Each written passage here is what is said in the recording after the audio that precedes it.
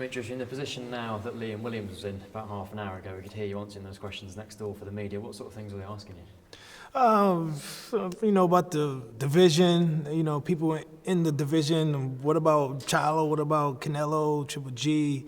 You know, do I look past Williams? Am I underestimating him? Is he the toughest fighter this far on paper and all this other stuff and et cetera? So, you know, my answers is pretty much as far as like, you know, the Williams situation, like, you know, what makes him the toughest fighter does today, like, you know, who has he fought to make him that way?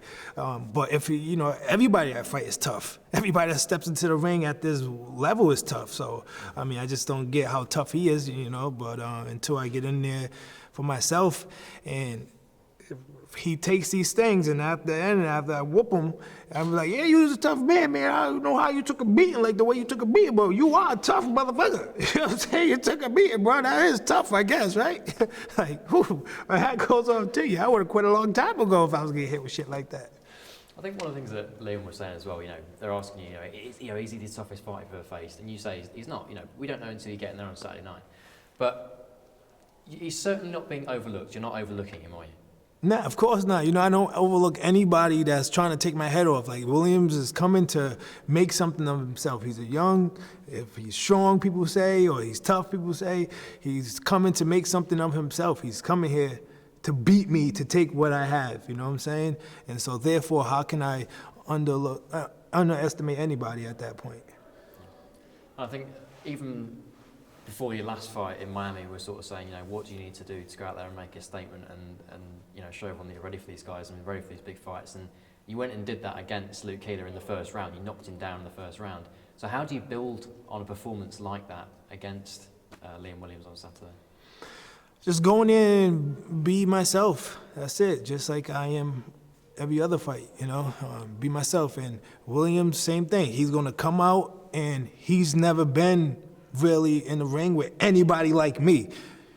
I've been in the ring with lots of people like him. Tough, strong,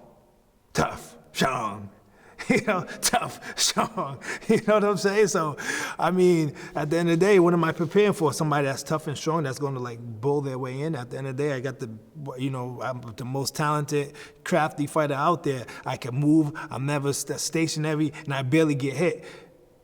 And is Liam Williams fast enough to hit me? You know what I'm saying? You know, at the end of the day, that's what speed kills, not power. You know, I'm not, I can be toe-to-toe, but I'm not a guy that's going to sit there and be like, bring it on unless I really need to. When I have the length, the skills, the slickness, and the IQ to really beat somebody and hit people with shots they don't see coming. So, I mean, again, I'm not underestimating anybody that steps into the ring with me. I don't know why it is. Maybe because it's my attitude, maybe because whatever, but whoever I fight in the ring with, you know what I'm saying, is coming to take what's mine. And like I said, they're trying to take my head off. Just because he's not the most well-known or whatever doesn't mean he's not somebody. He is somebody if he's fighting me. You clearly want these big fights. It's something you've been talking about for a long time. And, you know, it seems like you're trying every avenue. You're taking on mandatories, you're taking on ranked guys. But what do you think it takes to get the attention of these guys now? To get people like the Canelos and Charlo's talking about you, but to get the attention of those guys saying, right, I want Demetrius Andrade next. What do you feel that you've got to do, and what do you feel like it's reality? At the end of the day, it's the zone, it's Matchroom, it's everybody, and it's about the money, really. It's not about my performance anymore. I'm 29-0, going to be with 19 knockouts. You know, that's my prediction. But at the end of the day, it's the money when it comes to Charlo. You know, $7 million wasn't worth it back then, so yo, offer him some more. Triple G, why didn't you want to make the fight happen? It's the money, because that's what you're fighting for. A belt, because I am champion. Yeah, that's worth why everybody wants to be a champion. And at the end of the day, you have to entice them with the financial needs. Not me putting on the greatest performance. I put on performance after performance, and I keep winning and winning. And the answer is No. So if I don't have the belt, you think they're going to fight me then? And then I do have a belt, and they still don't fight me. At the end of the day, it becomes about money. Entice them with the money. You guys got the big bucks. You already gave them the big bucks, and you're putting them in there with Sizer and salsa water. You know what I'm saying? Cause I don't, I'm not, whatever Triple G's last name, I was saying salsa water, whatever his name was, like that's who you're putting your money against. That's who you're putting your investment towards that, and then you complain about nobody bringing in the revenue or the viewership or the subscription because you're not putting the fights together. Entice them with the fights and let's make with the money and let's make these fights happen. That's it. Is the next likely move for you then to make that immediate move up to 168 and start campaigning up there? Listen, the 168 thing was to show people Canelo's not the only one that's trying to be multi-divisional champion. I'm trying to do that, and whatever Canelo's doing, there's other people doing out there too, and we need to put, give the light to other people. I was 154 champion where Canelo was there, didn't want to happen. I was 60 champion, Canelo was there, didn't want to happen. Now he's at a 68 and he wants to unify the division. And it's like, whoa, hold on. I got unfinished business with Billy Joe that we can settle. And if it's to fight Canelo, then motherfucker, we need to fight.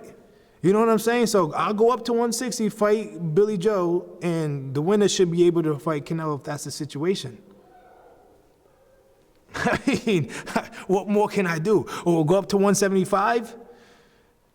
I go up to 175, fight somebody there, and I'm giving up the belt. I ain't staying up there, but boys is big. Shit, walked about 200. I ain't being there. Did Canelo stay there after he did what he did? Nah. It's being smart at the same time is also business, and it's about the money. So for me to get in the ring with Triple G and these other guys, like I said in the beginning, you got to entice them with more money, and that's just it. What's the fight you'd be happy with next? Because obviously, I think Triple G is one of the ways in the ticket to Canelo if we talk about being and staying with the zone and Matchroom. And the other ring is there's Romada, I think that's how you pronounce his name. He's got the WBA, and then there's Charlo. You gotta offer the money. They want to fight, and if they're gonna fight me and I'm gonna fight them, it's gotta be for real money. Like when we say real money is, double digits in the M. It's 15 million, 20 million maybe, you know what I'm saying? We offered him 7, 8 million. He said no. So did they counter? Did they come back with a number? No, because what? I don't know. Either they don't want to do it or, they really want a big number to fight me. How do you keep the morale high and how do you keep the drive to keep doing it? Because you've been doing it for, best part of 2 years now, just trying plug in. I mean, the money's getting good now. You know what I'm saying? When the money starts getting good, we're supposed to run. I don't know. You're going to keep collecting that. You're going to keep collecting that bank. The money's good now, baby. I'm chilling. And I think you want to build a legacy, right? No, of course. And that's the thing. So how do you keep that drive and the money's coming in, but in terms of getting those big fights, how do you keep the drive and thinking, it's going to happen, it's going to happen? I mean, I'm gifted. I live a good life. I have a beautiful family. I'm doing things that I wouldn't imagine I could do for my family and investments and stuff like that. Coming from where I come from to where I'm at. And boxing is one thing. What I do outside of boxing is another thing that I keep personal to myself. But for the boxing people, at the end of the day, I can't, be in a bad state of mind because I'm not getting these fights. No, I'm being active. People are seeing my boxing talent, my willingness to get in there and do what I have to do, fight whoever is willing to fight me. Yeah, I'm making money, and that's it. I can't sit here and be like, I'm not going to fight because I'm not going to. I don't. Who's this guy? Nah. What type of life is that? At the end of the day, I can only control, and that goes for everybody's life. It goes for your life, this person's life, that person's life. You don't get the promotion. What are you going to do? Cry about it? No, you're going to make it work, or you're going to find other ways to get the money or whatever the situation is outside of it. So that's just what it is. Back to Liam Williams, Saturday night. What problems does he cause you? I don't know. I never stepped into the ring with Liam Williams before. And come fight night, we're going to figure out what he's going to bring to the table. I can watch him fight guys that can't carry my bag to the gym. You know, not saying he's not a tough guy, not saying anything other than that, but like, who has he fought to sit here and be like, this guy is the toughest guy and going to give Demetrius Andrade a problem? Why? Because what? Because he fought a guy and knocked him out that was 10 and 12, you know what I'm saying? Like, I don't get it. But at the end of the day, he made it here, and I'm not overlooking him. For him to be here, he had to do something and become something, and his heart and his mind and his training to move forward in life after his 2 losses against Liam Smith. And for him to get here, congratulations to him. And, you know, the show must go on. All the best on Saturday night, mate. Yeah, thank you.